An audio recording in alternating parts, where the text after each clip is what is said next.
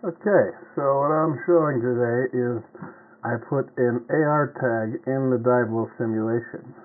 I've only got one here, so eventually we'll have one on each wall, and we'll be looking at it with all 5 Occam cameras.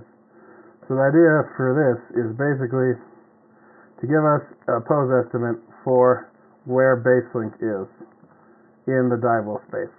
So you can see this node here, this is actually the odometry frame. Right? The way the EKF works is basically wherever we turn on, wherever we start the EKF, that's 000. So if we start in the middle of the Diablo, that's 000. If we start at the edge of the Diablo, that's 000. So that really screws up our priors, and it would be nice to have a consistent, basically, odometry frame in the pool. So then we can do things like return to start. We don't have to worry about odometry drift when we do that. Yeah, so let me just explain how this works. So here's another interesting detail. So you can see here we have an Occam optical frame, and you can see with the blue, the z-axis is our optical axis, or our camera axis. So I flip this over. So the way Gazebo presents it, and the way we've always had the transform, is with the x-axis on the optical axis. And that's basically the Gazebo way, and maybe this sort of thinky way, the way you might think about it. But really, we need this optical transform. So this is why we have some weirdness with our solved PNP, having to invert a couple values. So by using this new optical frame, we should get rid of that, and we should have good rotations and translations without any screwing around magic numbers, axis flipping for our solved PNPs for our obstacles. So it's nice that that's fixed. Anyway, in the optical frame, we get this AR marker. Oh, okay. I think I figured something out just now. I'll explain later. Anyway, this is our estimate of where the marker is relative to us.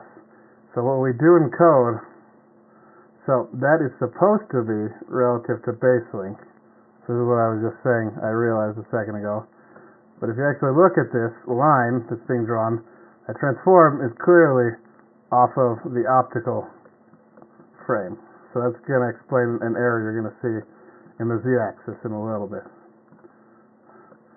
So yeah, so our code, what we do is we take that transform, which this is supposed to be in Baselink, but it's not.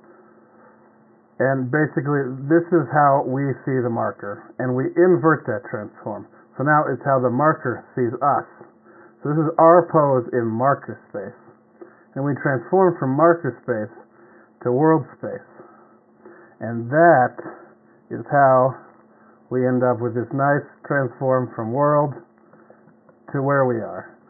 So right now, this is 1 meter. So you can see we're about 1 meter error on the optical axis. It's interesting that it's mostly on the optical axis, because that gives us some interesting things we can do. So when there's actually 4 of these, right, we'll be fusing their results with an EKF to figure out where we are. So ideally we'll have 4 different AR tag hits, and maybe they'll all have error on the z-axis. So if we set up the covariance correctly with most of the error expected on the z-axis, when the EKF fuses that in, it'll be dialed much closer to our real position.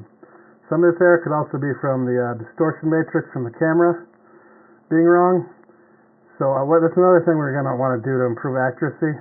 We're going to want to go to basically a per pixel distortion model instead of the plumb bob, which is what we're using now. And that'll basically give us 100% accuracy, at least in terms of our distortion.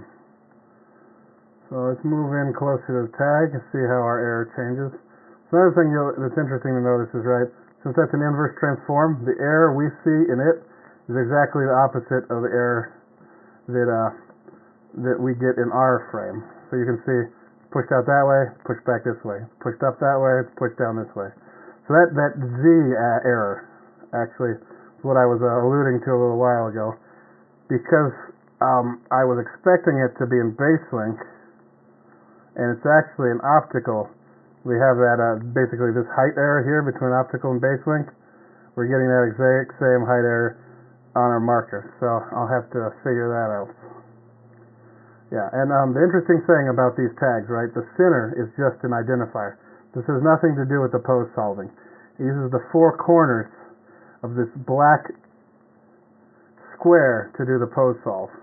So if I occlude one of them, you'll see it'll stop updating. I'm going to occlude that one. Yet, no more updates.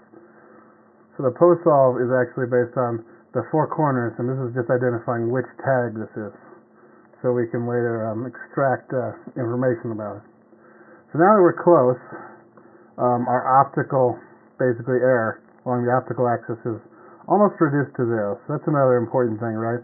Our covariance is dependent on our distance from the tag. So that'll also help us when we're fusing in the ECAF. We can see I got a little x-axis error here. Let me just tilt the camera left and right and see. Yeah, you can see there's clearly some mistakes in the distortion, because it's kind of, as we turn, we're kind of drifting. Our on X and Y is kind of drifting. But yeah, that's what I wanted to show here. Basically, we can put four of these, maybe use the magic LEDs in the corners to make them easier to identify. And from that, we can get an absolute pose in a dive well. Be helpful for Triton's odometry. It'll be helpful for tuning controls, hopefully. And it'll be helpful for managing testing. You know, that way we don't have to kill the sub and have someone drag it back or joystick it back.